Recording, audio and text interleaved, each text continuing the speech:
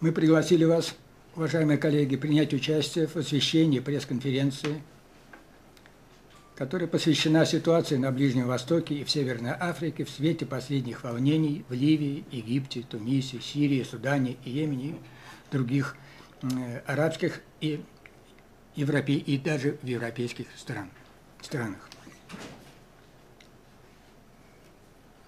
Спровоцированы эти волнения выложенным в интернет роликом, оскорбляющим религиозные чувства мусульман. Поводом мероприятия стали антиамериканские выступления в Ливии, Тунисе и Египте, которые привели к человеческим жертвам, в числе жертв посол Соединенных Штатов Америки в Ливии и сотрудники американского консульства в Бенгази. Нынешняя ситуация на Ближнем Востоке очень сложная, запутанная, многогранная, исключительно противоречивая.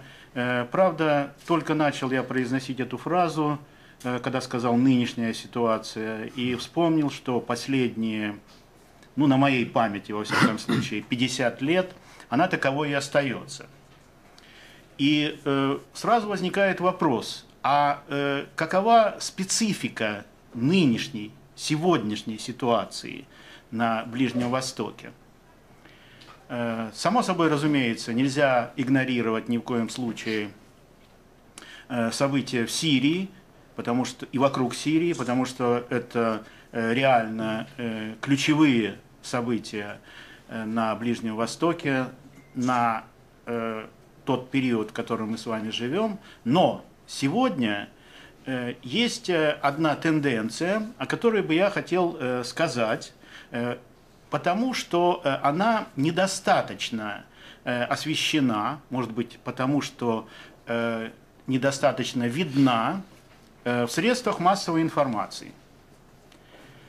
Если мы посмотрим на те события, которые происходят в Египте, Тунисе, Ливии, Йемене, то мы заметим одну характерную деталь, которой, между прочим, не было в предшествующий период, и совсем недавно еще не было.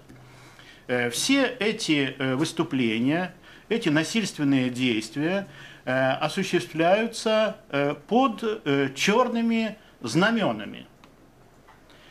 Под черными знаменами, которые являются знаменами Аль-Каиды или тех джихадистских, салафитских движений, которые тем или иным образом ассоциированы с Аль-Каидой. Сейчас уже поступает информация о том, что это убийство готовилось долго, несколько месяцев, и в нем принимали участие не только и не столько ливийцы, сколько люди из других стран, из Мали, Алжира, возможно, очень вероятно, из каких-то других стран, и совершили это убийство аль-каидовцы, которые в Ливии выступают под именем сторонников шариата.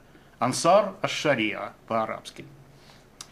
И, между прочим, есть такие организации, которые называются Ансар аш-Шария, группировки, которые объединяют салафитов в Тунисе. Они называются Мультака Ансар аш-Шария.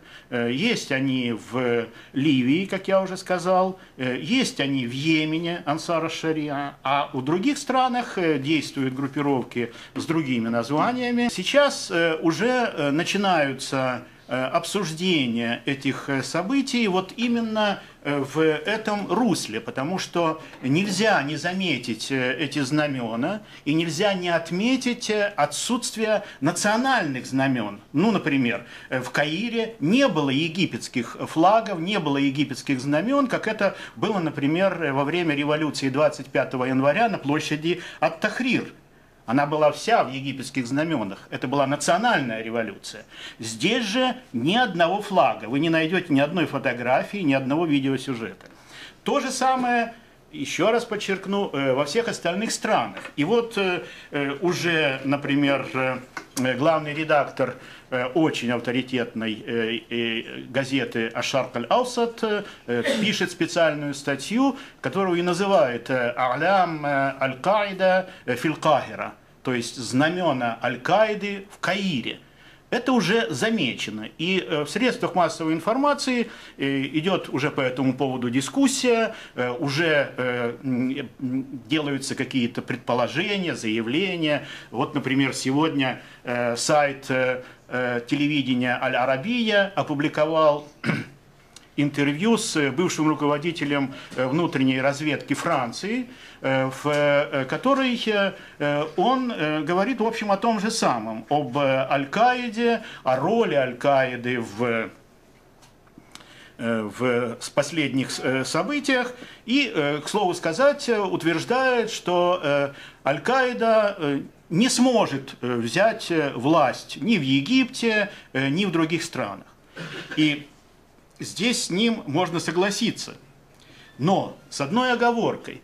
Аль-Каида и салафиты в целом, которые представляют собой массовую базу Аль-Каиды, или же, если можно так выразиться, резерв, из которого рекрутируется пехота Аль-Каиды.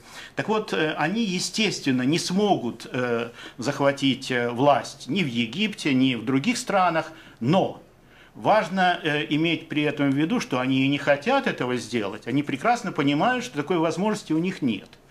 И здесь мы подходим, может быть, к главному пункту сегодняшней повестки дня вот этих аль-каидовцев, салафитов, тех, кого сами арабы называют экстремистами. Так какова же тактика их? Тактика их заключается в создании эмиратов, ограниченных по масштабам, протогосударственных или квазигосударственных образований. Есть такое хорошее арабское слово киянет. В городах, в деревнях, в каких-то зонах расселения племен. И им этого вполне достаточно. Ну, например, вот в Ливии существует по меньшей мере 5 эмиратов, которые они называют исламскими эмиратами. Попытки создать эмираты есть в Тунисе. Есть такие попытки и в Йемене, то есть по меньшей мере 5 эмиратов создано, эмиратов Аль-Каиды, салафитских эмиратов Аль-Каиды, создано в Йемене. И вот, что самое может быть главное. Сейчас приходят новости о том, что на Синайском полуострове, на египетской территории, происходят затяжные бои с начала августа. И с начала августа египетская полиция и египетские вооруженные силы совместно с использованием танков, авиации и артиллерии не могут справиться с этими людьми. Что же там происходит? Кто там воюет? Бедуинские племена, которые хотят защитить свое право на контрабанду? Нет. Там воюет Аль-Каида. Так вот, в настоящее время те государства, в которых произошли эти революции в ходе арабской весны, которая быстро превратилась в арабскую, даже не осень, а в арабскую зиму, да, вот, они стоят перед этой страшной опасностью. Потому что дело не только и не столько в том, что появятся какие-то автономные, территориальные, протогосударственные образования на территориях этих государств, а в том, что они будут салафитскими, а значит антихристианскими и антикоптскими в условиях Египта. Это значит ну, скажем, берберскими и антиисламскими, антисуфийскими в Ливии, кстати, антисуфийскими, то есть антиегипетскими, по сути дела, в том же Египте, потому что за предшествующий период там много чего салафиты понаделали. Я имею в виду и разрушение суфийских мавзолеев, и поджоги христианских церквей, но здесь я хотел бы все-таки ударение сделать на суфийских мавзолеях.